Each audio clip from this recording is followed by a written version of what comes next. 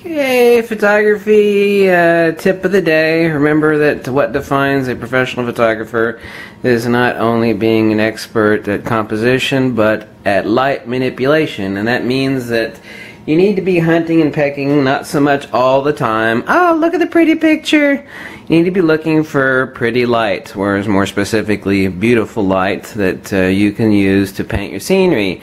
Now, if Mother Nature doesn't subsume to your wishes, which she typically doesn't, which is why professional photographers are doing outdoor shots. They're always up early morning or late evening because that's the only place the really good light is. And you got to make it yourself with strobes, flashes, and other things.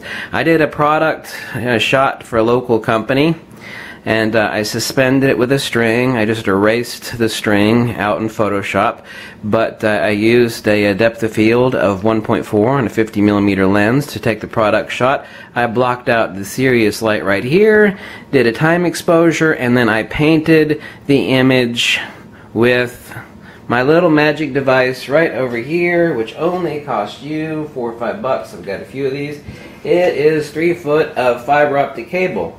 I can either use laser light through this, which actually makes a soft diffusion, like a $5 red laser pointer. But what I did is I actually painted the object. I didn't use this many strands. This is 45 strands of fiber optic.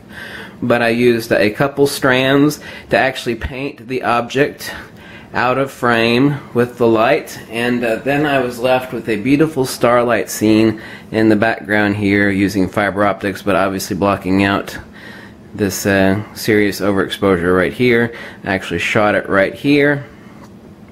You can buy one of these on eBay for like $6. And this one has a blue light and the blue LEDs powering it in the bottom, but you can actually remove the fiber optic central core here and put whatever color light you want underneath there. Now you can also use 3 or 4 strands of your fiber optic, like this fiber optic cable right here. What I use is I'll actually tape off or hold by hand and stand off and use. This is 42 strands. You wouldn't want to paint with this many strands if you're like doing a time exposure on a product or something small and macro where you only want to illuminate. Remember, this is a light wand. I mean, you're doing a time exposure. Use 2 or 3 strands of fiber optic. Block off your light over here, not by hand, but by tape. I'll use like a black duct tape. And you actually paint your object with the light. Do time exposures. You can do endless thousands of things with fiber optics. How much is this a foot? Well, like a 3-foot section will run you about like $8 on eBay. Do time exposures. Whip out.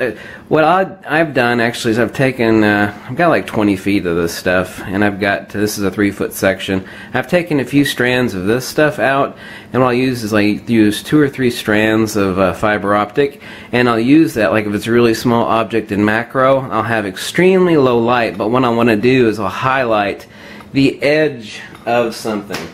Let me bring something over here just as an example. Obviously this wouldn't be a macro object, but what I'll do is I'll just want to highlight this area. I'll actually stick the fiber optics. Let me zoom in a little bit. Stick the fiber optics just to off camera during the time exposure, and you see I'll add a little bit of specular highlight to that one area. Okay, you get the picture? Now this is 42 strands. You wouldn't want to paint your object with this many strands of fiber optic. What I use is like 2 or 3 strands. I've got one that's 2 strands, and I've got one that's a 5-strand bundle. Just like a painter, you know, has a little tiny brush or a fatter brush. I have one taped together with black duct tape that's 2 strands. I have them taped together with 5 strands and 10 strands. I would never use this many. This is 42. So off camera, time exposure, no worries. Camera's in a tripod, paint with light.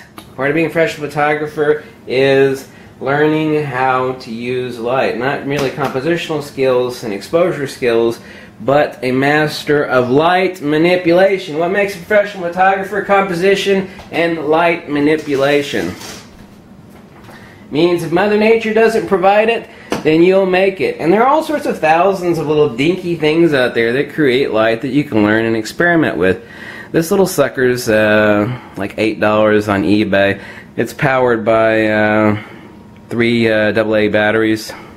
I'll remove out this central core here. See, it's blue LED in the bottom here. And what I'll do is I'll use a laser or a flashlight at the base here. You can create all sorts of things if you have a shallow depth of field, but you want to block out as the major light there. You can do a time exposure. Just countless things. Always be thinking about not only the light, but what the light is doing in the photograph. You've got two things to work with. You not only have the light, but you have the movement of the light, you know, by your shutter speed. So learn to manipulate your shutter speed and what to do with it.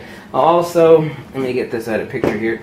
You obviously never want to expose your DSLR sensor to laser light, but you can take like a cheap laser pointer and actually shoot through your fiber optic and paint with like red light, or I'll actually use a green laser pointer. I'm not going to point it directly at the camera, but I can use this to actually paint an object. Especially since it's coherent light, I can actually get really fine focus. By fine focus, I mean I'm not focusing with the fiber optics, but I'm using is coherent light, which is not spread out everywhere. It's not incoherent light like from a flashlight. So I think you get the picture. Fiber optics, time exposure, product photography. Quick tip of the day. Grab yourself at least one of these sections. Just type in fiber optic cable. You can grab yourself 5 or 6 feet of it. You know, whip out a few strands. If you're a macro shooter, you know, you got a little shell, for example, you want to paint.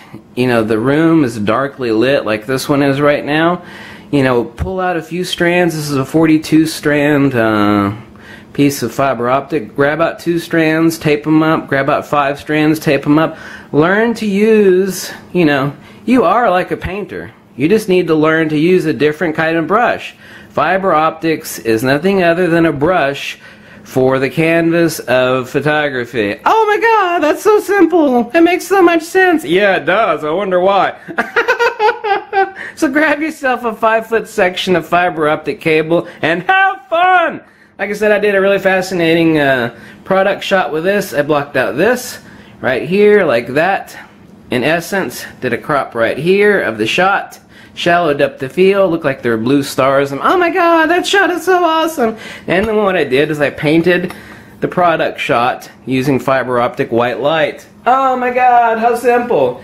Anyway, another video from Angry Photography. If you like this video, you can always drop me a buck or two. This is keeping things cheap. We're only talking about spending 10 bucks here, and oh my God, you could do so much stuff with a hunk of fiber optic cable. Ah! Catch you later. Bye.